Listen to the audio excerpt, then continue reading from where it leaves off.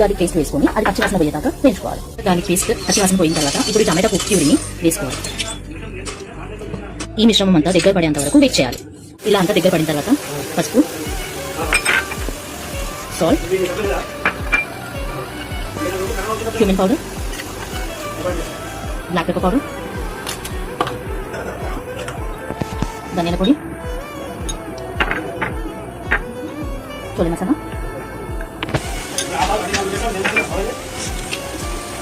Amchur powder, garam masala, chilli powder mix చేసుకోవాలి. ఇలా అన్ని వేసుకొని మిక్స్ చేసుకున్న తర్వాత కొత్తిమీర చల్లుకోవాలి. కొత్తిమీర చల్లుకున్నాక మిక్స్ చేసుకోవాలి. కొత్తిమీర యాడ్ చేసుకొని మిక్స్ చేసుకున్నాం కదా, దానికి ఇప్పుడు మనం చోలే వేయాలి. వేసుకున్న తర్వాత మిక్స్ చేసుకోవాలి. చిన్న యాడ్ చేసుకొని మిక్స్ చేసుకున్నాం కదా, దాని తర్వాత కొన్ని వాటర్ పోసుకోవాలి. కొన్ని వాటర్ పోసుకొని మళ్ళీ మిక్స్ చేసుకోవాలి. ఇప్పుడు మనకి చోలే ప్రిపేర్ అయిపోయింది. ఇప్పుడు దానికి తడగా ప్రిపేర్ చేద్దాం. ఓకే, ఇప్పుడు ఒక చిన్న ప్యాన్ తీసుకొని స్టవ్